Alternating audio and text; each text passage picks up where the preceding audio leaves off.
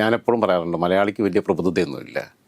Academic വിദ്യാഭ്യാസം ഉള്ളതുകൊണ്ട് സാമാന്യ വിവരം ഉണ്ടായിക്കൊള്ളുന്നില്ല. കേരളത്തിൻ്റെ മാർക്കറ്റിൽ ഏറ്റവും വിറ്റഴിക്കപ്പെടുന്ന ഒരു പ്രൊഡക്റ്റാണ് ഈ ആത്മീയ തട്ടിപ്പുകൾ എന്ന് പറയുന്നത്. ഇത് ഒരു രീതിയിൽ യുക്തിക്ക് നിരക്കുന്ന ഒരു സാധനമേ അല്ല. അല്ലെങ്കിൽ ഇവർ വല്ല MDMA കഞ്ചാവോ വിൽക്കാൻ പോകണം. രാവിലെ നടക്കാനിറങ്ങിയ വയോധികയുടെ കഴുത്തിലിരുന്ന 10 പവൻ്റെ മാല മോഷ്ടിച്ചുകൊണ്ട് പോയി എന്നൊക്കെ പറയും പോകണം എന്നുള്ള അഭിപ്രായക്കാരനാണ് ഞാൻ. എന്തിനാ ഈ 10 പവൻ്റെ 7 പവൻ്റെ ഒക്കെ മാലയിട്ട് കിടക്കുന്നത്? മധ്യസ്ഥ പ്രാർത്ഥന എന്നൊക്കെ പറയുന്ന സാധനം, കുംഭസാരം എന്ന് പറയുന്ന സാധനം ഒക്കെ വൃത്തികെട്ടതാണ്, അശ്ലീലമാണെന്നുള്ള അഭിപ്രായക്കാരനാണ് ഞാൻ. നമസ്കാരം, വൈറ്റ് സ്വാൻ ടോക്സിലേക്ക് ഏവർക്കും സ്വാഗതം. നമസ്കാരം സർ. പലതരത്തിലുള്ള തട്ടിപ്പുകൾ നമ്മൾ ദിനംപ്രതി കാണാറുണ്ട്. ഏറ്റവും ഒടുവിലായി ഇപ്പോൾ വന്നിരിക്കുന്ന ഒരു തട്ടിപ്പ് എന്ന് പറയുന്നത് പാലക്കാട് മുതലമട സ്നേഹം ചാരിറ്റബിൾ ട്രസ്റ്റിന്റെ ചെയർമാൻ സുനിൽദാസ് സ്വാമി, അദ്ദേഹം പിടിയിലായിരിക്കുന്നു എന്ന വാർത്തയാണ് നമ്മൾ അറിയുന്നത്. ഈ ആത്മീയത അല്ലെങ്കിൽ ഇതുപോലെ ചാരിറ്റബിൾ ട്രസ്റ്റ് എന്നൊക്കെ പറയുന്ന ലേബലിൽ ഇതുപോലെ തട്ടിപ്പുകൾ നടക്കുന്നുണ്ട്. ആളുകൾ എന്തുകൊണ്ടാണ്, എങ്ങനെയാണ് ആളുകൾ അതിന്റെ പിടിയിൽ വീഴുന്നത്? ഞാനെപ്പോഴും പറയാറുണ്ട്, മലയാളിക്ക് വലിയ പ്രബുദ്ധതയൊന്നുമില്ല. അക്കാദമിക് വിദ്യാഭ്യാസം ഉള്ളതുകൊണ്ട് സാമാന്യ വിവരം ഉണ്ടായിക്കൊള്ളുന്നില്ല. മലയാളികൾക്കിടയിൽ മന്ദബുദ്ധികളുടെ എണ്ണം വർദ്ധിച്ചു വരുന്ന കാലത്ത് ഇത്തരം കേരളത്തിൻ്റെ മാർക്കറ്റിൽ ഏറ്റവും വിറ്റഴിക്കപ്പെടുന്ന ഒരു പ്രൊഡക്റ്റാണ് ഈ ആത്മീയ തട്ടിപ്പുകൾ എന്ന് പറയുന്നത്. ഇത് ഇന്നും ഇന്നലെ തുടങ്ങിയിട്ടുള്ള സാധനമൊന്നുമല്ല. നമ്മൾ ആലോചിച്ച് നോക്കേണ്ടത്, ഇപ്പം ഹിമവൽ ഭദ്രാനന്ദ, ഒരു തോക്ക് സ്വാമി, ഇയാളെ സുനിൽദാസ് എന്നാണ് പേര്. പല്ലശന സഹകരണ ബാങ്കിലെ ജീവനക്കാരനായിരുന്നു. ഒരു സുപ്രഭാതത്തിൽ അയാളുടെ വീട് കേന്ദ്രീകരിച്ച് സ്നേഹം ചാരിറ്റബിൾ ട്രസ്റ്റ് രജിസ്റ്റർ ചെയ്യുന്നു. പുള്ളി തന്നെ പുള്ളിയെ സ്വാമി എന്ന് ആദ്യം, ഞാൻ എന്നെ വിമൽകുമാർ എന്ന് വിളിക്കുന്നു പറഞ്ഞ പോലെ അങ്ങനെ വിളിച്ചു തുടങ്ങുന്നു. മറ്റുള്ളവരെ കൊണ്ട് വിളിപ്പിക്കുന്നു. ആളുകളുടെ ഇടയിൽ വിശ്വാസ്യത ഉണ്ടാക്കിയെടുക്കാൻ വേണ്ടി കോടിയേരി ബാലകൃഷ്ണൻ, തമിഴ്നാട് മുഖ്യമന്ത്രി സ്റ്റാലിൻ, അതേപോലെ കേന്ദ്രമന്ത്രി അമിത്ഷാ ഉൾപ്പെടെയുള്ളവരുടെയൊക്കെ കൂടെയുള്ള ഫോട്ടോകൾ വ്യാപകമായി പ്രചരിപ്പിക്കുന്നു. ഇവരുമായിട്ടൊക്കെയുള്ള പല പരിപാടികളിൽ ഇത്തരം ആളുകളെ, കേരളത്തിൽ അറിയപ്പെടുന്ന ആളുകളെ പങ്കെടുപ്പിക്കുന്നു. വിവിധ മേഖലകളിലുള്ളവരെ പങ്കെടുപ്പിക്കുന്നു. അങ്ങനെയാണ് വിശ്വാസ്യത ഉണ്ടാക്കിയെടുക്കുന്നത്. അത് കഴിഞ്ഞിട്ട് ഇപ്പോൾ ഉള്ള വിഷയം എന്ന് പറഞ്ഞു കഴിഞ്ഞാൽ, കോയമ്പത്തൂർ കേന്ദ്രമായിട്ടുള്ള ഒരു വ്യവസായിയുടെ അടുത്തുനിന്ന് 3000 കോടി രൂപ അവർക്ക് റിസർവ് ബാങ്കിൽ നിന്ന് ലോൺ സംഘടിപ്പിച്ച് കൊടുക്കാം, ഒരു ബിൽഡേഴ്സ് ഗ്രൂപ്പാണെന്ന് തോന്നുന്നു, സംഘടിപ്പിച്ച് കൊടുക്കാമെന്ന് പറഞ്ഞിട്ട് ഇങ്ങനെ 3 കോടി മേടിച്ചു. ഞാൻ ഇങ്ങനെ എടുക്കലാ, മറ്റവൻ്റെ 3 കോടി പോകണം എന്നുള്ള അഭിപ്രായക്കാരൻ. ഇങ്ങനെയുള്ള കുറേ എണ്ണമുണ്ട്. ഇപ്പം ഈ ആട് മാഞ്ചിയം പദ്ധതി കേരളത്തിൽ വന്ന സമയത്ത് എത്രയോ പേര്, കാരണം പെട്ടെന്ന് മുതലാളിയാണ് ഒരു സുപ്രഭാതത്തിൽ. അതേപോലെ 1 ലക്ഷം രൂപ നിക്ഷേപിച്ചാൽ മാസം 10,000 രൂപ തിരിച്ചു കിട്ടുമെന്ന് പറയുമ്പോഴത്തേക്ക് ആൾക്കാർ കൊണ്ടുപോയി ചിട്ടി കമ്പനികളെല്ലാം കൊണ്ടുപോയി പൈസ ഇടുക. ഒന്ന് ആലോചിച്ചാൽ പോരെ, 1 ലക്ഷം രൂപ കൊടുത്തിട്ട് മാസം 10,000 രൂപ നമുക്ക് തരണമെന്നുണ്ടെങ്കിൽ അവന് 20,000 രൂപയെങ്കിലും ഒന്ന് ലാഭം ഉണ്ടാവണം, അവൻ്റെ എല്ലാ എക്സ്പെൻസും കഴിഞ്ഞിട്ട്. 10,000 ഒന്നുമല്ല, ചിലർക്ക് 25,000 ഒക്കെയാണ്, 4-1 25% കൊടുക്കുന്നത്. അതും വാർഷികമല്ല, മാസപ്പലിശ തിരിച്ച് റിട്ടേൺ കിട്ടുമെന്ന് പറയുന്നത്. ആദ്യത്തെ 2-3 മാസം കൃത്യമായിട്ട് കൊടുക്കും. അത് കഴിയുമ്പോൾ കൂടുതൽ പൈസ ഇവർ ഇൻവെസ്റ്റ് കൊടുക്കും, കൂടുതൽ പൈസ ഇൻവെസ്റ്റ് ചെയ്യും. അത് കഴിയുമ്പോൾ ഇവരങ്ങ് പൂട്ടിപ്പോകും. അങ്ങനെ എത്രയോ തട്ടിപ്പുകൾ നമ്മുടെ സാമ്പത്തികമായിട്ടുള്ള തട്ടിപ്പുകൾ വന്നിട്ടുണ്ട്. ഞാൻ പറയുന്നത് അങ്ങനെ കൊണ്ടുപോയി പെടുന്ന സാമാന്യ ബുദ്ധി ഇല്ലാത്തവരുടെ പൈസ അങ്ങ് പോകട്ടെ എന്നേ. കാരണം എളുപ്പത്തിൽ മുതലാളിയാവാൻ വേണ്ടിയിട്ടാണല്ലോ പോകുന്നത്. ഇത് ഒരു രീതിയിൽ യുക്തിക്ക് നിരക്കുന്ന ഒരു സാധനമേ അല്ല. അല്ലെങ്കിൽ ഇവർ വല്ല MDMA കഞ്ചാവോ വിൽക്കാൻ പോകണം. അങ്ങനെയാണെന്നുണ്ടെങ്കിലൊക്കെ ഇത്രയും ലാഭം കിട്ടുമെന്ന് അറിയാം. അല്ലെങ്കിൽ വല്ല കള്ളക്കടത്തൊക്കെ നടത്താൻ പോകണം. അതേപോലെ തന്നെ ഇപ്പോൾ ജോലി തട്ടിപ്പുകൾ, സൈനിക ജോലി കിട്ടാൻ വേണ്ടിയിട്ട് പൈസ കൊടുത്തു, കിട്ടിയില്ല. പിന്നെ വിദേശത്ത് പിന്നെയും അങ്ങനെ പറ്റും. എന്നാൽ തന്നെ നമ്മളുടെ അതിനുള്ള സംവിധാനങ്ങളുണ്ട്. നോർക്ക ഉൾപ്പെടെയുള്ള സംവിധാനങ്ങളുണ്ട്. അതിലൂടെ ഇതെല്ലാം വെരിഫൈ ചെയ്തിട്ട് വേണം ഇതിനൊക്കെ പൈസ കൊടുക്കാൻ. ഇപ്പം ജോലി തട്ടിപ്പ്, ആരോഗ്യവകുപ്പിൽ ജോലി തരാമെന്ന് പറഞ്ഞാൽ, സോളാർ നായിക തന്നെ ബിവറേജ് കോർപ്പറേഷനിൽ ജോലി കൊടുക്കാമെന്ന് പറഞ്ഞിട്ട് കുറേ പേരെടുത്ത് പൈസ തട്ടിപ്പിച്ച കേസുണ്ട്. ഇതിനൊക്കെ അപ്പം ഇവർക്ക് PSC ടെസ്റ്റ് എഴുതി അങ്ങനെ ക്വാളിഫൈ ചെയ്ത് ജോലി മേടിക്കാൻ ഉള്ള ക്ഷമയില്ല. ജോലി കിട്ടണം, വഴിവിട്ട മാർഗത്തിലൂടെ പിൻവാതിലൂടെ പോയിട്ട് ജോലി മേടിക്കണം എന്ന് ആഗ്രഹിക്കുന്നതിൻ്റെയൊക്കെ പൈസ പോകണം എന്നുള്ളത് തന്നെ എൻ്റെ അഭിപ്രായം. ഈ കോൺട്രാക്ടറുടെ ഉൾപ്പെടെ പോകണം. കാരണം പിൻവാതിലൂടെ കയറാനുള്ള ശ്രമങ്ങളും എളുപ്പത്തിൽ പണക്കാരാവാനും പോകുന്നവരൊക്കെ. ഈ ചാരിറ്റബിൾ ട്രസ്റ്റിന്റെ കാര്യമൊക്കെ പറയുവാണെങ്കിൽ, സത്യസന്ധമായി പ്രവർത്തിക്കുന്ന ഒരുപാട് സഹായങ്ങൾ ചെയ്യുന്നതിന്റെ വിശ്വാസ്യത കൂടെ ഇത്തരത്തിലുള്ളത് കാണുമ്പോൾ നഷ്ടപ്പെടുന്ന സ്ഥിതി ഉണ്ടാവില്ല. അവരുടെയും കൂടി ക്രെഡിബിലിറ്റി ഇത് ബാധിക്കും. ഇപ്പം നമ്മൾ എടപ്പള്ളിയിൽ ഇരുന്ന് ചർച്ച ചെയ്യുമ്പം കളമശ്ശേരിയിൽ അവിടെ ഒരു ക്രിസ്ത്യൻ വൈദികനുണ്ട്. അദ്ദേഹം ഈ ട്രാൻസ്ജെൻഡേഴ്സിൻ്റെ ഇടയിലാണ് വർക്ക് ചെയ്യുന്നത്. ഒരുപാട് കാര്യങ്ങൾ പ്രൊജക്റ്റുകളൊക്കെ കൊണ്ടുവരുന്നുണ്ട്. ആത്മാർത്ഥമായി ഡെഡിക്കേറ്റഡ് ആയിട്ട് വർക്ക് ചെയ്യുന്ന അച്ഛനാണ്. അപ്പോൾ അങ്ങനെയുള്ള ഒരുപാട് പേരെ വിവിധ ജാതി മത വിഭാഗങ്ങളിൽ, സാമുദായിക സംഘടനകളിൽ, നിരീശ്വരവാദികളായ ആളുകൾക്കിടയിൽ ഒക്കെ ഇത്തരം സംവിധാനങ്ങളുണ്ട്. പക്ഷേ അതിനെല്ലാം പൊതുവെ ഈ ഒരു കറുത്തപ്പാട് അവരെല്ലാം ബാധിക്കും എന്നുള്ളതാണ്. ഞാൻ പറയുന്നത് ഇതിനപ്പുറം ചിലപ്പം ഈ രാവിലെ നടക്കാനിറങ്ങിയ വയോധികയുടെ കഴുത്തിലിരുന്ന 10 പവൻ്റെ മാല മോഷ്ടിച്ചുകൊണ്ട് പോയി എന്നൊക്കെ പറയും പോകണം എന്നുള്ള അഭിപ്രായക്കാരനാണ് ഞാൻ. എന്തിനാ ഈ 10 പവൻ്റെ 7 പവൻ്റെ ഒക്കെ മാലയിട്ട് കിടക്കുന്നത്? ഇത് ഇവർ നടക്കുന്നതും 2-3 മാല കഴുത്തിലിട്ട് ഷോ ഓഫ് നടത്തുമ്പം അപ്പുറത്ത് സുരക്ഷിതമല്ലാത്തൊരു സാഹചര്യം സുരക്ഷിതത്തിന്റെ മാത്രമല്ല. ഞാൻ എൻ്റെ സഹോദരിയുടെ കുഞ്ഞുങ്ങൾക്ക് ബർത്ത്ഡേക്ക് അവർ സാധാരണ സ്കൂളിൽ പഠിച്ചിട്ടുമ്പോൾ അവിടെ ഇവർ ഈ ചോക്ലേറ്റ് കൊണ്ടുപോയി കൊടുക്കുന്ന പരിപാടിയെ ഞാൻ എതിർത്തു. ഞാൻ പറഞ്ഞതെന്ന് വെച്ചാൽ നാട്ടുംപുറമാണ്. ഇത് ബർത്ത്ഡേക്ക് മുട്ടായി കൊണ്ടുവന്ന് കൊടുക്കാൻ കഴിയാത്ത കുഞ്ഞുങ്ങളുടെ അവസ്ഥ നമ്മൾ കണക്കിലെടുക്കണം. അതുപോലെ തന്നെ പിന്നെ സ്വർണം പൂശിയ വരവുമാല ഇട്ട് നടക്കുന്ന ആളുകളുടെ മുമ്പിലായിരിക്കും ഇവർ 4, 5, 8 നെക്ലേസും എല്ലാം കൂടെ ഇട്ടിട്ട് ഇങ്ങനെ പോയി നിൽക്കുന്നത്. അവർക്കുണ്ടാകുന്ന ചില വിഷമങ്ങളുണ്ട്. അപ്പോൾ അതിനെയൊക്കെ പരിഗണിക്കണം എന്നുള്ളത്. അവിടെയാണ് നമ്മൾ മനുഷ്യനാവുന്നത്. അത് പോട്ടെ, അത് വേറെ വിഷയമാണ്, നമ്മുടെ കയ്യിൽ നിൽക്കുന്നതല്ല. ഹിമവൽ ഭദ്രാനന്ദ എന്ന് പറയുന്ന ഒരു സ്വാമി ഉണ്ടായിരുന്നു. ഞാൻ അതുകൊണ്ട് തന്നെ ആത്മീയതയുടെ തട്ടിപ്പിനെ മൊത്തത്തിലങ്ങ് അഡ്രസ്സ് ചെയ്യാൻ കരുതുന്നത്, കുറച്ച് നീണ്ടുപോയാലും. ഹിമവൽ തോക്ക് സ്വാമി, കോടിയേരി ബാലകൃഷ്ണൻ ആഭ്യന്തര വകുപ്പ് മന്ത്രി, 2008 സംഭവം. ഇവന് തോക്കാ കൊണ്ടു നടക്കുന്നത്. ഇവൻ്റെ ആയുധം എന്ന് പറയുന്നത് ആത്മീയതയും തോക്കും തമ്മിൽ എന്ത് ബന്ധം എന്നുള്ളതാണ് ഏറ്റവും പ്രശ്നം. പുള്ളി ഭദ്രാനന്ദ എന്നുള്ള പേര് പോലെ പിന്നെ നാട്ടുകാർ തോക്ക് സ്വാമി എന്ന് വിളിക്കാൻ തുടങ്ങി. ഇപ്പോൾ സ്വന്തമായിട്ട് യൂട്യൂബ് ചാനലൊക്കെ ഉണ്ട്, അതിനും കുഴപ്പമില്ല. പക്ഷേ എന്ത് ആത്മീയതയാണ്, എന്ത് സ്പിരിച്വൽ ആയിട്ടുള്ള മെസ്സേജാണ് സമൂഹത്തിന് മുമ്പിലേക്ക് അവർ കൊടുക്കുന്നതെന്നുള്ളതാണ്. കോടിയേരി ബാലകൃഷ്ണനെ അന്ന് ബാലേട്ടൻ എന്നാണ് ചാനലിനകത്തൊക്കെ ഇരുന്ന് പറഞ്ഞുകൊണ്ടിരുന്നത്. സന്തോഷ് മാധവൻ എന്ന് പറയുന്ന ഇതേപോലെ തന്നെ ഒരാത്മീയ പരിവേഷമൊക്കെ ഉണ്ടാക്കി ആൾ ദൈവമായി നടന്ന് പ്രായപൂർത്തിയാവാത്ത കുഞ്ഞുങ്ങളെ, പാവപ്പെട്ട വീട്ടിലെ കുഞ്ഞുങ്ങളെ അവരെ അഡോപ്റ്റ് ചെയ്യുക, അവർക്ക് പഠിക്കാൻ വിദ്യാഭ്യാസം കൊടുക്കാമെന്ന് പറഞ്ഞിട്ട് അങ്ങനെ കേന്ദ്രം തുടങ്ങിയിട്ട് കുഞ്ഞുങ്ങളെ മുഴുവൻ ലൈംഗികമായി ഉപയോഗിക്കുന്നൊരവസ്ഥയിലെത്തി. പിന്നെ അവൻ ജയിലിലായി ചത്തും പോയി. ഇപ്പോൾ അതേപോലെ തന്നെ ഇപ്പോൾ പഞ്ചാബിൽ ഇങ്ങനെ ഒരു ആൾ ദൈവം ഉണ്ടായിരുന്നു. അയാളുടെ പേര് യെസ് അയാളെ വലം കൈയായിട്ടൊരു പെണ്ണും ഉണ്ടായിരുന്നു അല്ലേ. അയാൾ ലക്ഷക്കണക്കിന് അനുയായികളാണ്. ആൾക്കാർ ഇത്ര കണ്ട് വിഡ്ഢികൾ നമ്മുടെ നാട്ടിലുണ്ട്. ആത്മീയത എന്ന് പറയുമ്പോഴത്തേക്ക് ദൈവത്തിലോട്ട് പോകാനുള്ള മീഡിയേറ്റർ ആവശ്യമൊന്നുമില്ല. ദൈവവും മനുഷ്യനും തമ്മിലുള്ള പിന്നെ ഒരു വ്യക്തിപരമായിട്ടുള്ള ബന്ധമാണത്. ദൈവത്തിലോട്ട് പോകാൻ ഇങ്ങനെയുള്ള ഒരാളുടെയും ഒരു സഹായം ആവശ്യമില്ല. മീഡിയേറ്റർ എന്ന് പറഞ്ഞാൽ സൃഷ്ടിയും പിന്നെ സൃഷ്ടാവും തമ്മിലുള്ള ബന്ധമാണ് ഇതിനകത്ത്. ഈ മധ്യസ്ഥ പ്രാർത്ഥന എന്നൊക്കെ പറയുന്ന സാധനം, കുമ്പസാരം എന്ന് പറയുന്ന സാധനം ഒക്കെ വൃത്തികെട്ടതാണ്, അശ്ലീലമാണെന്നുള്ള അഭിപ്രായക്കാരനാണ് ഞാൻ. ഇപ്പോൾ ഓർത്തഡോക്സ് സഭയ്ക്കകത്തൊക്കെ കുമ്പസാര രഹസ്യം പറഞ്ഞാണ് ഭീഷണിപ്പെടുത്തി വീട്ടമ്മമാരെ പിടിപ്പിക്കുന്നത്. ഇവന്മാർ അവിടെ ഇരിക്കുന്നത് ഈ മുത്തുച്ചിപ്പി വായിക്കുന്ന പിന്നെ ഒരു ലാഘവത്തോടെ, അല്ലെങ്കിൽ കൊച്ചു പുസ്തകങ്ങൾ പിന്നെ വായിക്കുന്ന ലാഘവത്തോടെ കഥ കേൾക്കാൻ വേണ്ടി ഇരിക്കുക. ഇത് ഇവരുടെ അടുത്ത് പറയേണ്ട കാര്യമില്ല. ദൈവമായിട്ടുള്ളൊരു ബന്ധത്തിൽ ദൈവത്തിൻ്റെ അടുത്ത് പറയുക. അത് തിരുത്താനുള്ള മനസ്സോടെ പശ്ചാത്താപം ഉണ്ടാവണം, കുറ്റബോധം ഉണ്ടാവണം, ആവർത്തിക്കാതിരിക്കാനുള്ള മനസ്സുണ്ടാവണം. ഒരാഴ്ചപ്പെട്ട് കുമ്പസരിച്ചു, അടുത്ത ആഴ്ച പിന്നെ ഇത് തന്നെ പിന്നെയും പോയിട്ട് കുമ്പസരിക്കുന്നു എന്ന് പറയുന്ന പോലെയുള്ള ചില കുഴപ്പങ്ങളുണ്ട്. സായിബാബ മാജിക്കാണ് കാണിച്ചുകൊണ്ടിരുന്നത്. അന്തരീക്ഷത്തിൽ നിന്ന് വിഭൂതി എടുക്കുന്നു, മാല എടുക്കുന്നു. ഇതൊക്കെ ഒരു സാമാന്യ ബുദ്ധി വേണ്ടേ? ഭക്തി എന്ന് പറയുന്നത് മനുഷ്യന് ഈ ഭക്തി മാജിക്കൊക്കെ തമ്മിൽ തിരിച്ചറിയാൻ കഴിയട്ടെ. സായിബാബ ഒരുപാട് നല്ല കാര്യങ്ങൾ ചെയ്തിട്ടില്ല എന്ന് ഞാൻ പറയുന്നില്ല. പുട്ടപർത്തിയിൽ പാവപ്പെട്ട രോഗികൾക്ക് സൗജന്യമായിട്ടുള്ള ചികിത്സയും കാര്യങ്ങളൊക്കെ നൽകുന്ന രീതിയിലുള്ള വലിയ മൾട്ടി സ്പെഷ്യാലിറ്റി ഹോസ്പിറ്റലൊക്കെ തുടങ്ങിയിട്ടുണ്ട്. അമൃതാനന്ദമയിയുടെ ആശ്രമത്തെക്കുറിച്ച് എന്തെല്ലാം ആക്ഷേപങ്ങളുണ്ടായിട്ടുണ്ട്.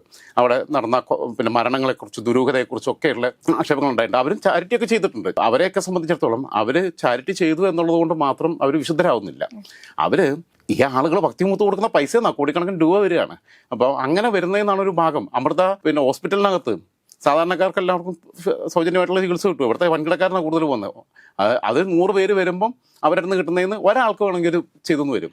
അവരുടെ അടുത്തുള്ള അസറ്റ് വെച്ച് നോക്കുമ്പോൾ അവർക്ക് വേണമെങ്കിൽ കേരളത്തിലെ പാവപ്പെട്ട ദാരിദ്ര്യരേഖയ്ക്ക് താഴെയുള്ള മുഴുവൻ ആളുകൾക്ക് നല്ല ചികിത്സ നൽകാൻ കഴിയുന്ന ശേഷിയുണ്ട്. അപ്പം അത്ര ഡെഡിക്കേറ്റഡ് അല്ല എന്ന് തന്നെ അതിനകത്തുനിന്ന് മനസ്സിലാവുന്നത്. ഷിബുസ്വാമി, CPM സ്വന്തമായിട്ട് സ്വാമിയുണ്ട്. ഷിബുസ്വാമി എന്തോ സന്ദീപാനന്ദ എന്തോ ഗിരിയോ അങ്ങനെ എന്തോ പറഞ്ഞിട്ടൊരു പേരാ, എനിക്കിപ്പോൾ ഓർമ്മ കിട്ടുന്നില്ല. വിഷു കൈനീട്ടം ഗൂഗിൾ പേ ചെയ്യാൻ നമ്പർ ഇട്ട ആൾക്കാരാ. എന്താ ഇവർ വിഷു കൈനീട്ടം ഗൂഗിൾ പേ ചെയ്യാൻ കൊടുക്കുന്നത്? അപ്പോൾ ഇത് പിന്നെ മണി ഓറിയൻറ്റഡ് ആയിട്ടാണ് കാര്യങ്ങൾ പോകുന്നത്. അതേപോലെ തന്നെ ക്രൈസ്തവ സഭയ്ക്കകത്ത് തന്നെ ഇപ്പം പെന്തിക്കോസ്ത് സഭകളാണ് ഏറ്റവും കൂടുതൽ ഈ സാധനം വിറ്റഴിക്കാൻ ആദ്യം തുടങ്ങി വെച്ചത്. എല്ലാവരും എല്ലാം പറയുന്നത്, എല്ലാ മതത്തിലും എല്ലാ വിഭാഗങ്ങളിലും ആത്മാർത്ഥതയുള്ളവരുണ്ട്, സത്യസന്ധതയുള്ളവരുണ്ട്. പക്ഷേ ഇവർ ദൈവത്തിൻ്റെ പ്രതിപുരുഷന്മാരായിട്ട് വന്നിട്ട് രോഗശാന്തി, തങ്കു ബ്രദർ എന്ന് പറഞ്ഞൊരു വൃത്തിയുണ്ട്, ലക്ഷക്കണക്കിന് ആൾക്കാരെ പോകുന്നത്. അവൻ്റെ അടുത്ത് പോയി പ്രാർത്ഥിച്ചു കഴിഞ്ഞാൽ രോഗശാന്തി കിട്ടുമെന്നാണ് പറയുന്നത്. പക്ഷേ ഈ രോഗശാന്തി ലഭിക്കുന്നുണ്ടല്ലോ, അതായത് രോഗശാന്തി സംഭവിക്കുന്നുണ്ട്. അപ്പൊ അത് എന്തുകൊണ്ടായിരിക്കും അത് അങ്ങനെ രോഗശാന്തി സംഭവിക്കുന്നു എന്ന് പറയുന്നത്? ഇപ്പം പിന്നെ കുരുടന് കാഴ്ച നൽകി, മുടന്തന് സൗഖ്യം നൽകി എന്നൊക്കെയുള്ള യേശുക്രിസ്തുവിൻ്റെ കഥയെ പറഞ്ഞിട്ടാണ് ഇവർ ഇവിടെ തട്ടിപ്പ് നടത്തുന്നത്. ഇവിടെ ഡിവൈനിനെ കുറിച്ച് ഞാൻ പറഞ്ഞു. ഡിവൈൻ അവിടെ പല ആൾക്കാരും പോയിട്ട് ആൽക്കഹോൾസിൽ നിന്ന് രക്ഷപ്പെട്ടിട്ടുണ്ട്. ഒരു പ്രത്യേകമായ അന്തരീക്ഷത്തിലേക്ക് എത്തുമ്പോൾ അതൊക്കെ നല്ല ഇറ്റ്സ് ഫൈൻ, ഞാൻ അങ്ങനെ നടക്കട്ടെ എന്നുള്ളത് തന്നെ ആഗ്രഹിക്കുന്നത്. ഏത് മാർഗ്ഗം അവർ ഉപയോഗിച്ചാലും ശരി, ഒരു കുടുംബത്തെ രക്ഷപ്പെടുത്തുക ഒരു വ്യക്തിയെ മാത്രമല്ല. അതിനപ്പുറത്ത് പിന്നെ രോഗശാന്തി ശുശ്രൂഷ എന്ന് പറയുന്നതിനകത്തുള്ള ഒരു വസ്തുതാവിരുദ്ധത എന്താണെന്ന് വെച്ച് കഴിഞ്ഞാൽ, ചിലർ പ്രാർത്ഥിച്ചങ്ങിരുന്നാൽ ആശുപത്രി എന്നാൽ പിന്നെ ഇവരെ മക്കളെ എന്തിനാണ് ഡോക്ടറാക്കാൻ? എല്ലാവരും നേഴ്സിങ്ങിനാണല്ലോ വിടുന്നത്. ഒന്നുകിൽ MBBS നോക്കുക, അതിന് പറ്റിയിട്ടില്ല എന്നുണ്ടെങ്കിൽ നേഴ്സിങ്ങിനാണ് വിടുന്നത്. ക്രിസ്ത്യൻസിൻ്റെ ഇടയിൽ കൂടുതലും പെൺപിള്ളേരെ പഠിപ്പിച്ചു കഴിഞ്ഞാൽ. നിങ്ങളെപ്പോഴും അപൂർവം ചിലരേ ഉള്ളൂ ഈ ജേർണലിസം ഒക്കെ തിരഞ്ഞെടുത്ത്. ഈ മരുന്നെന്ന് പറയുന്ന സംവിധാനത്തോട് എതിർപ്പുണ്ടെങ്കിൽ അവർ ആ മേഖലയുമായിട്ട് ബന്ധപ്പെട്ട ജോലി പോലും സ്വീകരിക്കരുതെന്ന്. എന്നിട്ട് ബാക്കിയുള്ളവരോട് പറയും കർത്താവ് അസുഖം മാറ്റും. തളർന്ന് കിടക്കുകയായിരിക്കും ആ സമയത്ത്. ഇത് ദൈവത്തിന് ഇതല്ല പണി. ദൈവം നമുക്ക് തന്ന ബുദ്ധി തന്നിരിക്കുന്നത് ഈ മരുന്ന് കണ്ടുപിടിക്കാനുള്ള ബുദ്ധി, ബാക്കിയുള്ളതിനും ഈ ഫെസിലിറ്റികളൊക്കെ ഉണ്ടാക്കാനുള്ള ബുദ്ധി തന്നിട്ടുണ്ടെങ്കിൽ അത് ഉപയോഗിക്കുക വേണ്ടേ. പണ്ട് കാലത്ത് സംസം വെള്ളം കുടിച്ചാൽ മതി എന്ന് പറയും. ഈ അജിന് മുമ്പ് അവിടെ നിന്ന് കിട്ടുന്ന വെള്ളം വിശുദ്ധ വെള്ളമായിട്ട് തന്നെ മുസ്ലിങ്ങൾ കാണുന്ന അവരുടെ ആ വിശ്വാസത്തെ എന്തായാലും പറയുന്നില്ല. പക്ഷേ കുറച്ച് ആളുകൾ അതിനെ മുതലാക്കി ഇങ്ങനെ പണം ഉണ്ടാക്കാനും അതുപോലെ തന്നെ ഇതിന്റെ മറവിൽ ഇതുപോലെ തട്ടിപ്പുകൾ നടത്താനും ഒക്കെ ഉള്ളൊരു മീഡിയം. അതുകൊണ്ടാണല്ലോ ഇപ്പം നമ്മുടെ നാട്ടിലുള്ള ഹോട്ടലുകളുടെ മുമ്പിലെല്ലാം ഹലാൽ ഹലാൽ ഹലാൽ എന്നുള്ള ബോർഡുകൾ വരുന്നത്. ഇപ്പം എല്ലാത്തിനും തുപ്പി കൊടുക്കുന്ന വീഡിയോസ് നമ്മൾ കണ്ടിട്ടില്ല, ഭക്ഷണത്തിനകത്ത് തുപ്പുന്നത്, ഏതോ മുസ്ലിം തുപ്പുന്നത്. അതേപോലെ തന്നെ സ്വർഗ്ഗസങ്കല്പത്തെക്കുറിച്ച് അവിടെ കക്കൂസില്ല എന്നാണ് വേറൊരാൾ എന്ന് പറഞ്ഞത്. ഈ വിസർജ്യമൊക്കെ കസ്തൂരി മഞ്ഞളിൻ്റെ പിന്നെ സുഗന്ധമായിട്ട് അന്തരീക്ഷത്തിൽ പോകുമെന്നൊക്കെ പറഞ്ഞാൽ ഇമാതിരിയുള്ള വിവരക്കേടുകൾ വിളിച്ച് പറയുന്ന ആത്മീയ വ്യാപാരികൾ അവരെ നിരക്കി നിർത്തിയിട്ടില്ല എന്നുണ്ടെങ്കിൽ പ്രശ്നം. ഇപ്പോൾ എൻ്റെ നാട്ടിൽ തന്നെ, എൻ്റെ നാട്ടിൽ ഒരു 10-60 വയസ്സായ പച്ചക്കറി ആചാര്യൻ ഞങ്ങൾ പറയാം. അയാൾ നിലമ്പൂരുകാരനായിരുന്നു, മഞ്ചേരിയിൽ വന്ന് താമസമാക്കി. ഇയാൾ അപ്പോൾ അന്ന് ഈ മുത്തലാഖ് നിരോധന ബില്ലൊന്നും വന്നിട്ടില്ല. പുള്ളി ഒരു സുപ്രഭാതത്തിൽ പുള്ളിയുടെ ഭാര്യ തലാക്കി ചൊല്ലിയിട്ട് ഒരു ചെറുപ്പക്കാരിയായിട്ടുള്ള പിന്നെ കല്യാണം കഴിച്ച് അവരുടെ 2ാം വിവാഹം അവിടെ കൊണ്ടുവന്ന് താമസമാക്കി. ഇങ്ങനെയാണെങ്കിൽ 60 70-അടുത്ത് പ്രായമുണ്ട്. ഇപ്പോൾ അവിടെ ഒരു സ്വലാത്ത് എന്ന് പറഞ്ഞ പരിപാടിയുണ്ട്, അതിന് പോകാൻ തുടങ്ങി. ഒരു സിദ്ധൻ അത് തന്നെ മുസ്ലിം സിദ്ധൻ പോയി. കുറച്ച് കഴിഞ്ഞപ്പോൾ ഇയാളെ ഭാര്യ ഗർഭിണിയായി. അപ്പോൾ ഇയാൾ തന്നെ വന്നിട്ട് തന്നെ എല്ലാം മൊയ്ലിയാര അനുഗ്രഹമാണെന്ന് പറഞ്ഞു. അതിനെക്കുറിച്ച് പല രീതിയിൽ ആൾക്കാർ പറയാറുണ്ട്. അപ്പം ഞാൻ പിന്നെ ഗ്രീഷ്മയുടെ മുമ്പിലിരുന്ന് എനിക്ക് പറയാൻ പ്രയാസമുണ്ട്. സിബി ആണെങ്കിൽ ഞാൻ പറ്റി തുറന്നു പറഞ്ഞേനെ. അപ്പം ഈ രീതിയിൽ ആളുകളുടെ വിശ്വാസത്തെ ചൂഷണം ചെയ്യുന്ന രീതിയുണ്ട്. അപ്പം ഈ കൈനീട്ടത്തിൻ്റെ കാര്യം പറഞ്ഞു. രോമപുരം മുസ്ലിയാരുടെ കഥ നമുക്കറിയാമല്ലോ, മുടിപ്പള്ളി തുടങ്ങിയത് ബോഡി വേസ്റ്റ് ആണ് എന്ന് പിണറായി വിജയൻ മാത്രമേ അങ്ങനെ പറയാനുള്ള ധൈര്യം കിട്ടിയിട്ടുള്ളൂ. മുഹമ്മദ് നബിയുടേതല്ല, ആരുടേതാണെങ്കിലും മുടിയാണെങ്കിലും പിന്നെ നഖമാണെങ്കിലും പല്ലാണെങ്കിലും ഒക്കെ ബോഡി വേസ്റ്റ് ആണെന്ന് പറഞ്ഞു. അതായത് പ്രവാചകന്റെ ഹദീസുകൾ ഹൃദയത്തിൽ സ്വീകരിക്കാതെ, അവർ തന്നിട്ടുള്ള ഉപദേശങ്ങൾ അല്ലെങ്കിൽ ഖുറാനകത്തുള്ള ആയത്തുകൾ ആത്മാവിനോട് ചേർത്ത് പിടിക്കാതെ, ഇവരുടെ പല്ലും നഖവും പിന്നെ മുടിയൊക്കെ തെരഞ്ഞ് പോകുന്ന ആത്മീയതയുടെ പുറകെ പോകാൻ ആൾക്കാരുണ്ടെന്നുള്ളതാണ്. ആ മുടിയിട്ട കിണറ്റിൽ നിന്ന് വെള്ളം കൊടുത്തു കഴിഞ്ഞാൽ രോഗശാന്തി കിട്ടുന്ന പ്രചരിപ്പിക്കുന്നത്. ഡിവൈനിലെ കാര്യം തന്നെ ഞാൻ പറഞ്ഞുതരാം. ഡിവൈനിൽ ഒക്കെ പറയുന്നത് കുമ്പസരിക്കണം എന്നാണ് പറയുന്നത്. നിങ്ങൾ കുമ്പസാരം ഇല്ലാത്തവൻ സ്വർഗത്തിൽ പോത്തില്ല, കുർബാന കൊള്ളാത്തവൻ സ്വർഗത്തിൽ പോത്തില്ല. അങ്ങനെയാണെങ്കിൽ രാഷ്ട്രപതിയായിരുന്ന APJ അബ്ദുൽ കലാമും മഹാത്മാഗാന്ധി ഒന്നും സ്വർഗത്തിൽ പോകത്തില്ല. അവരൊന്നും സ്വർഗത്തിൽ പോകാത്ത സ്വർഗത്തിൽ നമ്മൾ പിന്നെ എന്തിനാ സ്വർഗത്തിൽ പോകണം? അങ്ങനെ സ്വർഗം പിന്നെ വേണ്ടാന്നേ. അതേപോലെ തന്നെ കുമ്പസാരം എന്ന് പറഞ്ഞ സംവിധാനം വളരെ അങ്ങേയറ്റം എല്ലാവരെയും എല്ലാം പറയുന്നത്. അവർക്ക് വേണ്ട കൃത്യമായിട്ടുള്ള ഉപദേശങ്ങൾ കൊടുക്കുകയും തുറന്ന് പറയുമ്പം നമുക്കൊരു സ്വസ്ഥത കിട്ടും, അങ്ങനെ ഉണ്ടല്ലോ ഒരു റിലീഫ് കിട്ടും. അതിന് വേണ്ടിയിട്ട് അത് ഒന്നുകിൽ ദൈവത്തോട് അല്ലെങ്കിൽ അടുത്ത സുഹൃത്തുക്കളെ തുറന്ന് പറയണം, വിശ്വസ്തരായ സുഹൃത്തുക്കൾ. ഞാനൊക്കെ എൻ്റെ വിശ്വസ്തരായ സുഹൃത്തുക്കളാണ് എനിക്ക് തെറ്റുപറ്റിയാൽ പോലും ഞാൻ പറയാറുള്ളത്. അതേപോലെ ഈ തങ്കു ബ്രദർ എന്നൊക്കെ പറയുന്നതെന്ന് പറഞ്ഞാൽ ലക്ഷക്കണക്കിന് ആൾക്കാർ വരിക. രോഗശാന്തി എന്ന് പറഞ്ഞിട്ട് ഇതാ എണീറ്റ് നടക്കുന്നു. പലതിനകത്തും ഒരേ ആളുകൾ രോഗശാന്തി ലഭിച്ചവരായിട്ട് ഭയപ്പെടുത്തുന്ന ഒരു ഫാക്ടറും കൂടെ ഈ ആത്മീയതയ്ക്കകത്തുണ്ട്. ഇന്നത് ചെയ്തില്ലെങ്കിൽ ഇന്നത് സംഭവിക്കുമെന്ന് ആളുകളെ മനസ്സിൽ പറഞ്ഞു പഠിപ്പിച്ച് ചെറുപ്പം മുതലേ കുട്ടികളൊക്കെ ആണെങ്കിൽ അവരെ അങ്ങനെ പറഞ്ഞ് കൊടുക്കുന്ന ഒരു ആണ്. പിന്നെ ഇതിനകത്ത് ഞാൻ പറഞ്ഞ ഇതിനകത്ത് തെറാപ്പി ഉണ്ടോ എന്ന് വെച്ചാൽ ഉണ്ട്.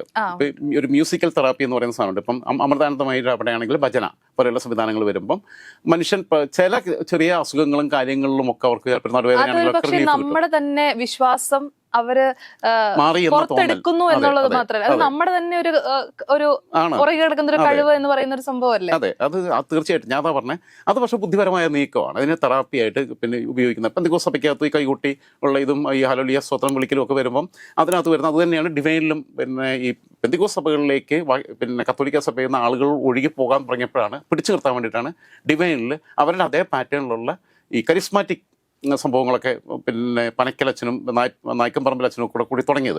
ഇത് ഈ സഭകൾ തമ്മിലുള്ള പോരാട്ടമാണ്, അല്ലാതെ വേറൊന്നുമല്ല. ഇപ്പം എൻ്റെ നാട്ടിൽ പിന്നെ ഞാൻ എൻ്റെ നാടല്ല, എൻ്റെ നാട് മഞ്ചേരിയാണ്. നിലമ്പൂർ ഞാൻ കുറച്ച് കാലം താമസിച്ചപ്പോൾ ചുങ്കത്ര എന്ന് പറയുന്ന പഞ്ചായത്തിനകത്ത് ചൂരക്കണ്ടി ദൈവം എന്ന് പറഞ്ഞ ദൈവമുണ്ട്. അവിടെയുള്ള ഒരു പിന്നെ ഈഴവ സമുദായക്കാരനാണെന്ന് തോന്നുന്നു. പിന്നെ ആളാണ് വലിയ കോടീശ്വരനാണ്. അയാളടുത്തേക്ക് വരുന്നത് മുസ്ലിങ്ങളും ക്രിസ്ത്യാനികളും ഏറെ, ഹിന്ദുക്കളല്ല പോകുന്നത്. അയാൾക്ക് ഭയങ്കര കഴിവുണ്ടെന്നാണ് പറയുന്നത്. കൊടുക്കുന്നത് പിന്നെ ഏറ്റവും കുറഞ്ഞ 1000-10,000 ഒക്കെ ആൾക്കാർ സംഭാവന നൽകുന്നത്. അയാൾ സ്വന്തമായിട്ട് പിന്നെ ഉത്സവം നടത്തുന്നുണ്ട്. അതിൽ ശത്രു സംഹാരത്തിനുള്ള പ്രത്യേക ചാർജാണ്, ഓരോന്നിനും ഉള്ളതുണ്ട്. സന്താന ഭാഗ്യത്തിന് വേറെ ചാർജാണ്, ഓരോന്നിനും പ്രത്യേക. കാരണം എല്ലാ കഴിവുകളും പുള്ളിയുടെ അടുത്തുണ്ടെന്ന് വിശ്വസിച്ച് ഈ പർദ്ദയിട്ട മുസ്ലിം സ്ത്രീകൾ വരെ, ക്രിസ്ത്യാനികൾ വരെ, പിന്നെ കുരിശുമാല ഇട്ടിട്ടുള്ള ക്രിസ്ത്യാനികൾ വരെ അങ്ങോട്ട് ഒഴുകുക ഇയാളടുത്ത് പോകാൻ. അപ്പോൾ ഇവിടെയാണ് മനുഷ്യൻ്റെ ഈ വിവരമില്ലായ്മയെ ചൂഷണം ചെയ്തിട്ടാണ് ഇത്തരം ആത്മീയ വ്യാപാരികൾ ജീവിക്കുന്നത് എന്നുള്ളതാണ്. ഇപ്പോൾ ഇയാളെയൊക്കെ സംബന്ധിച്ചിടത്തോളം എന്ന് പറഞ്ഞു കഴിഞ്ഞാൽ ഇയാൾ ചെയ്യുന്നത്, ഇപ്പോൾ കെ പി യോഹന്നാൻ ഒരു കാലഘട്ടത്തിൽ കേരളത്തിൽ ഈ മദ്യാസക്തരായിട്ടുള്ള ആളുകൾക്ക് ഒരുപാട് പേർക്ക് വഴികാട്ടിയായിരുന്നു. ഓൾ ഇന്ത്യ റേഡിയോയിൽ രാവിലെ അദ്ദേഹത്തിൻ്റെ പ്രഭാഷണം ഉണ്ടായിരുന്നു. പുള്ളി പിന്നെ വിദേശത്തുനിന്ന് ഒന്നായിട്ട് ഫണ്ട് വരാൻ തുടങ്ങി. അദ്ദേഹം പിന്നെ അമേരിക്കക്കാരിയാണ് കല്യാണം കഴിച്ചത്. അങ്ങനെ പിന്നെ ഫണ്ട് വരാൻ തുടങ്ങി. ഈ ഫണ്ടിന് പിന്നെ നമ്മുടെ ഫെറ നിയമം, വിദേശ പിന്നെ വിനിമയമായിട്ട് ബന്ധപ്പെട്ട നിയമങ്ങളുടെയൊക്കെ ലോക്ക് വരാൻ തുടങ്ങിയപ്പം സഭകൾക്ക് പറ്റും. പുള്ളി ഒരു സുപ്രഭാതത്തിൽ ഒരു സഭ രൂപീകരിച്ചു, ബിലീവേഴ്സ് ചർച്ച്.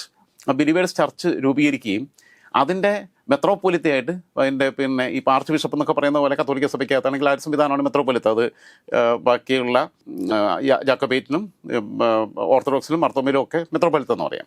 മെത്രോപ്പൊലിത്തയായിട്ട് സ്വയം അവരോധിച്ചു. കുറച്ച് പേരെ ബിഷപ്പുമാരാക്കി, കുറേ പള്ളിയിലച്ചന്മാരെ ഉണ്ടാക്കി, കുറേ പിന്നെ പാരിഷുകളും തുടങ്ങി. കാരണം ഈ സ്വത്തുമായിട്ട് ബന്ധപ്പെട്ട കോടിക്കണക്കിന് രൂപയുടെ സ്വത്തുണ്ട് ഇദ്ദേഹത്തിന്. ബലിവേഴ്സ് ചേർത്തിന് എന്തായാലും മരണപ്പെട്ടു. ഇതിൻ്റെ പുറകെ ആളുകൾ പോകുന്നതിനകത്തുണ്ടാവുന്ന പ്രശ്നം അത് കച്ചവടവൽക്കരിക്കപ്പെടുകയാണ്. ആത്മീയ തട്ടിപ്പാണ് ശരിക്കും പറഞ്ഞാൽ. ആത്മീയതയെ ബേസ് ചെയ്തിട്ട്, കാരണം സുനിൽ സ്വാമി ആകുമ്പം ആത്മീയതയാണ്. അപ്പം ഇയാൾക്ക് എല്ലാവരുടെ ആക്സസ് കിട്ടുന്നു. ആദ്യം രാഷ്ട്രീയക്കാരെ ഓടിച്ചിട്ട് തരണം. നമ്മൾ കാണിക്കുന്ന കോമൺ സെൻസ് പോലും ഇവന്മാരൊന്നും കാണിക്കുന്നില്ല. ഇങ്ങനെയുള്ള ആളുകളുടെ കൂടെ ഇവരെ അവർ ടൂളായിട്ട് ഉപയോഗിക്കാനും തിരിച്ചറിയണ്ടേ. ഇവരുടെ കൂടെ നിൽക്കുന്ന ഫോട്ടോ വെച്ചിട്ടാണ് ഈ ക്യാൻവാസിങ് എല്ലാം നടക്കുന്നത്. പിന്നെ പോയി പെടുക ഇതിൻ്റെയൊക്കെ പുറകെ. പക്ഷെ അപ്പോഴും എതിർക്കുന്നത് സമൂഹത്തിന് ഗുണം ചെയ്യില്ല എന്നുള്ളത് മനസ്സിലാക്കുന്നത് കൊണ്ടാണ്. അതായത് ഇപ്പോൾ സ്വാമിയെ വിശ്വസിച്ചില്ല എങ്കിൽ ആളുകൾക്ക് അത് നെഗറ്റീവ് ഇമ്പാക്ട് ഉണ്ടാക്കുമെന്ന് കരുതിയാണോ ഈ രാഷ്ട്രീയക്കാർ അതിന് പിന്നാലെ പോകാൻ നിർബന്ധിതരാകുന്നത്? അല്ല, അഗതികളുടെ ഇടയിൽ പ്രവർത്തിച്ച പിന്നെ വിദേശിയായ മദർ തെരേസ ഇന്ത്യയിൽ വന്ന് പ്രവർത്തിച്ച് അവർക്കിടയിൽ നിന്ന് തന്നെ ആ പ്രവർത്തനങ്ങൾക്കിടയിൽ കൂടെ പിന്നെ മരിച്ചു. എത്രയോ ത്യാഗപൂർണമായ ഒരു ജീവിതമായിരുന്നു പിന്നെ മദർ തെരേസയുള്ളത്. മദർ തെരേസയെ ആരെങ്കിലും കണ്ടറിയുന്നുണ്ടോ? ഇല്ല. ദയാബായി പിന്നെ ഉത്തരേന്ത്യയിലെ ഗോത്ര വിഭാഗങ്ങൾക്കിടയിലാണ് പ്രവർത്തിക്കുന്നത്. മലയാളിയാണ്. അവരെ പലപ്പോഴും ബസ്സിൽ നിന്നൊക്കെ അപമാനിച്ച് ഇറക്കി വിടുന്നതൊക്കെ ഉണ്ടായിട്ടുള്ള കുറേ സംഭവങ്ങളുണ്ട്. അന്നത്തെ കാലത്ത് നല്ല ഹൈലി എഡ്യൂക്കേറ്റഡ് ആയിട്ടുള്ള സ്ത്രീയാണ്. ഡെഡിക്കേറ്റഡ് ആണ് അവർ. അവരെ വേഷവിധാനങ്ങൾ കാണുമ്പോൾ ഇവർ കരുതിയുള്ള ഭിക്ഷക്കാരിയാണെന്ന് എഴുതിയിട്ടാണ് ഈ ആൾക്കാർ അവരെ ഇൻസൾട്ട് ചെയ്തിട്ടുള്ളത്. അതേപോലെ തന്നെ ഫാദർ ഡാമിയൻ കുഷ്ഠരോഗികൾക്കിടയിൽ പ്രവർത്തിച്ച് കുഷ്ഠരോഗം ബാധിച്ച് മരിച്ചതാണ്. അങ്ങനെയുള്ള സമർപ്പിത ജീവിതങ്ങൾ എത്രയോ പേരുണ്ട്. എത്രയോ പിന്നെ നിത്യചൈതന്യതയെക്കുറിച്ച് ആരെങ്കിലും എന്തെങ്കിലും പറയുന്നുണ്ടോ? ഇവിടെ എത്രയോ നല്ല ഇസ്ലാമിക പണ്ഡിതന്മാരുണ്ടായിട്ടുണ്ട്. അവരെക്കുറിച്ച് ആരെങ്കിലും എന്തെങ്കിലും പറയുന്നുണ്ടോ? സാക്കിർ നായിക്കിനെ പോലെയുള്ളവൻ വൃത്തികെട്ട വർഗീയത പറഞ്ഞുകൊണ്ട് വന്നപ്പോഴാണ് രാജ്യത്തിന് പിന്നെ അവനെ ബാൻ ചെയ്യേണ്ടി വന്നത്. അതല്ലാതെ അവനവൻ്റെ ആത്മീയത ഏറ്റവും വിശുദ്ധമായ ഭാഷയിൽ മറ്റു മതത്തിൽപ്പെട്ടവരുടെ വിശ്വാസത്തെ നോവിക്കാത്ത രീതിയിൽ എൻ്റേതാണ് എല്ലാം തികഞ്ഞതെന്ന് പറയരുത്. ഇതൊന്നും തെളിയിക്കപ്പെട്ടിട്ടില്ല. മുഹമ്മദ് നബി, പിന്നെ യേശുക്രിസ്തു, ശ്രീരാമൻ, ശ്രീകൃഷ്ണൻ ഒക്കെ ഇതൊക്കെ മിത്താണെന്ന് പറഞ്ഞു കഴിഞ്ഞാൽ അല്ല എന്ന് അവർക്ക് സ്ഥാപിക്കാൻ പറ്റും. ഇവരെ ആരെങ്കിലും കണ്ടിട്ടുണ്ടോ? ഇല്ല. ഓരോ പുസ്തകങ്ങൾ ഓരോ ഫോളോ ചെയ്യുന്ന അത് മനുഷ്യൻ്റെ ജീവിതത്തെ ക്രമപ്പെടുത്താൻ വേണ്ടിയിട്ട്, അവന് നീതിബോധത്തോടെ ജീവിക്കാൻ വേണ്ടിയിട്ട്. സ്വർഗം എന്ന സങ്കല്പം പോലും ഫേക്കാ. അങ്ങനെ സാധനം ഇല്ല. കാരണം അങ്ങനെ സ്വർഗം സ്വപ്നം കണ്ടിട്ടെങ്കിലും ഇവനിവിടെ മറ്റുള്ളവരെ ദ്രോഹിക്കാതെ ജീവിക്കട്ടെ, പാവം ചെയ്യാതെ ജീവിക്കട്ടെ എന്നുള്ളതിന് വേണ്ടിയിട്ട് വളരെ ദീർഘവീക്ഷണത്തോടു കൂടിയിട്ട് ഉണ്ടായിട്ടുള്ള ഒരു സങ്കല്പമാണത്. അതിനകത്ത് ഈ മതങ്ങളെല്ലാം സ്വർഗത്തെക്കുറിച്ച് പറയുന്നുണ്ട്, പുനർജന്മത്തെക്കുറിച്ച് ഹിന്ദു മതത്തിൽ പറയുന്നുണ്ട്, ഒക്കെ ഉണ്ട്. അപ്പം അങ്ങനെ ജീവിതത്തെ ക്രമപ്പെടുത്താനുള്ളൊരു സാധനം മാത്രമാണെന്നുള്ളതും ഇതിൽ വിശ്വസിക്കാത്ത ആൾക്കാരും മാന്യമായിട്ട് ജീവിക്കുന്നില്ല. ധാർമ്മികതയെല്ലാം ഉയർത്തിപ്പിടിച്ചുകൊണ്ട് ഒരു ദൈവബോധവും ഇല്ലാത്ത ആൾക്കാർ. ഞാനിപ്പോൾ പ്രാക്ടീസിങ് ക്രിസ്ത്യനല്ല, ഞാൻ പ്രാർത്ഥിക്കാറുണ്ട്, പ്രാക്ടീസിങ് ക്രിസ്ത്യനല്ല. ഞാൻ എൻ്റെ ജീവിതത്തിൽ ഒറ്റ പ്രാവശ്യം കുർബാന ഉണ്ട്. അതെൻ്റെ ആദ്യ കുർബാനയാണ്. സൺഡേ സ്കൂളിൽ പോയിട്ടില്ല ജീവിതത്തിൽ. സൺഡേ സ്കൂളിൽ പോയിട്ടില്ല. പക്ഷേ ബൈബിൾ വായിക്കും, ബൈബിളിനെ കുറിച്ച് അത്യാവശ്യമായിട്ടുള്ള പ്രാഥമികമായിട്ടുള്ള കാര്യങ്ങൾ അറിയുകയൊക്കെ ചെയ്യും, പ്രാർത്ഥിക്കാറുമുണ്ട്. ഞാൻ പള്ളിയിൽ കഴിഞ്ഞ ഒരു 10-20 വർഷത്തിനിടയിൽ പള്ളിയിൽ പൂർണ്ണമായി ഒരു ശുശ്രൂഷയ്ക്ക് നിന്നത് എൻ്റെ കല്യാണത്തിനാണ്. കാരണം എൻ്റെ കല്യാണത്തിന് ഞാൻ നിൽക്കാതെ വേറെ ആരെയും നിർത്താൻ പറ്റാത്തതുകൊണ്ടാണ്. എൻ്റെ അനിയത്തിൻ്റെ കല്യാണത്തിനൊക്കെ എന്ന് പറഞ്ഞു കഴിഞ്ഞാൽ ഒരനിയത്തിലത് ഇൻ്റർകാസ്റ്റ് മാരേജ് ആയിരുന്നു, രജിസ്റ്റർ മാരേജ് ആയിരുന്നു. മറ്റേ അനിയത്തിലത് പള്ളി വെച്ച് നടത്തിയപ്പോഴും ഞാൻ പള്ളിക്കകത്ത് അധികമൊന്നും കയറിയിട്ടില്ല. അപ്പം അങ്ങനെ പോകുന്നു. പക്ഷേ ഒരുപാട് വൈദികരുമായിട്ട് ബന്ധമുണ്ട്. ഞാൻ പിന്നെ നിരീശ്വരവാദം പ്രചരിപ്പിക്കാറുമില്ല ഇതിനകത്ത്. അപ്പം ഓരോരുത്തർ ഇഷ്ടമാണ് എന്നും കണ്ട എൻ്റെ സഹോദരിയും അളിയൻ മുടങ്ങാതെ പള്ളിയിൽ പോകുന്ന ആളാണ്. ഒറ്റ ഞായറാഴ്ച മുടങ്ങത്തില്ല, പിള്ളേരെ നിർബന്ധമായിട്ട് കൊണ്ടുപോകുന്ന. അപ്പോൾ ഇതൊക്കെ ഓരോരുത്തർ ഇഷ്ടമാണ്. ഇതിനകത്ത് ഈ തട്ടിപ്പുകൾ വരുമ്പോൾ ആ തട്ടിപ്പുകളെ നിലയ്ക്ക് നിർത്താൻ ആളുകൾക്ക് ഒരു ബോധം ഉണ്ടാവണം. സാമ്പത്തിക തട്ടിപ്പാവട്ടെ, റിക്രൂട്ട്മെൻറ്റിൻ്റെ തട്ടിപ്പാവട്ടെ, അതേപോലെ തന്നെ പിന്നെ എന്തും ആവട്ടെ, ഇത്ര ലാഭവിഹിതം തരാമെന്ന് പറഞ്ഞിട്ടുള്ള തട്ടിപ്പാവട്ടെ, ഇത് യുക്തിപരമാണോ, എങ്ങനെയാണിത് സാധ്യമാകുന്നത്, പോസിബിളാണോ അവർ പറയുന്നത് എന്നുള്ളത് ചിന്തിക്കാനുള്ള ഒരു സാമാന്യ ബുദ്ധി ഉണ്ടാവണം. ഇപ്പോൾ ആംബെയൊക്കെ കേരളത്തിൽ വന്ന സമയത്ത്, ഞാനൊക്കെ പഠിക്കുന്ന സമയം, എന്നോട് എത്ര പേര് വന്നിട്ട് എന്നോട് ഇത്രയും പൈസ ഉണ്ടാക്കാൻ പറ്റും, ഞാൻ പറ്റില്ല, തല വെച്ചിട്ടില്ല. ഇത് അവനവൻ്റെ ഒരു കോമൺ സെൻസ് ഉണ്ടാവണം. അത് ഇല്ലാതെ വന്നിട്ട് അതുകൊണ്ടേ പറഞ്ഞ മലയാളിക്ക് പ്രബുദ്ധതയില്ല. ഇങ്ങനെയുള്ള സുനിൽദാസുമാരും ഷിബുസ്വാമിമാരും ഇങ്ങനെയുള്ള സ്വാമിമാരും ഇങ്ങനെയുള്ള വ്യാജ സിദ്ധന്മാരും പുരോഹിതരും കപട ആത്മീയ പ്രചാരകരും ഒക്കെ ഇനിയും കേരളത്തിൽ ഉണ്ടായിക്കൊണ്ടേയിരിക്കും. അതിന് എത്ര അനുഭവങ്ങൾ നമ്മുടെ മുമ്പിലുണ്ടായിട്ടും മലയാളി പാഠം പഠിച്ചിട്ടില്ല എന്നാണ് ഈ സംഭവത്തിൽ നിന്ന് മനസ്സിലാവുന്നത്. എന്തായിരുന്നാലും സുനിൽദാസിൻ്റെ മുതലമട ചാരിറ്റബിൾ ട്രസ്റ്റുമായി ബന്ധപ്പെട്ട് അവിടെ പോയ നേതാക്കന്മാരെല്ലാം ജീവിച്ച് കോടിയേരി ബാലകൃഷ്ണൻ മരിച്ചുപോയി. ബാക്കിയുള്ളവർക്കെല്ലാം ഇനിയിപ്പോൾ അതായിരിക്കും ക്യാമ്പയിൻ. CPM ഹാൻഡിലുകൾ അമിത്ഷായെ കണ്ടത് പറയും, ഉമ്മൻചാണ്ടി പോയിട്ടുണ്ടെന്നുള്ളതും ഇവർ പറയും, BJP-ക്കാർ പറയും. പിന്നെ അതേപോലെ തന്നെ കോടിയേരി ബാലകൃഷ്ണനുമായിട്ടും വേറെയുള്ള പല മന്ത്രിമാരുമായിട്ടും ഇദ്ദേഹം വേദി പങ്കിടുന്നതുണ്ട്. ഇതൊക്കെ ആയിരിക്കും ഇനിയിപ്പോൾ അടുത്ത ദിവസങ്ങളിൽ. അതോടുകൂടിയിട്ട് ഇതിൻ്റെ ഇതൊരു ഗ്യാസ് ആയിട്ടൊരു പുകയായിട്ട് അങ്ങനെ തീർന്നു പോകത്തേ ഉള്ളൂ. കേസിൻ്റെ നടപടികൾ അയാൾ വേറെ എവിടെയെങ്കിലും റൈസ് ചെയ്തിട്ട് 3 കോടി കൊടുത്താൽ സെറ്റിൽ ചെയ്യുകയും ചെയ്യും. അതുകൊണ്ടാകും പോകുന്നത്. ശിക്ഷിക്കപ്പെടുമെന്ന് എനിക്ക് തോന്നുന്നില്ല. കാരണം അതിനുള്ള അസറ്റൊക്കെ അയാൾക്കുണ്ട്.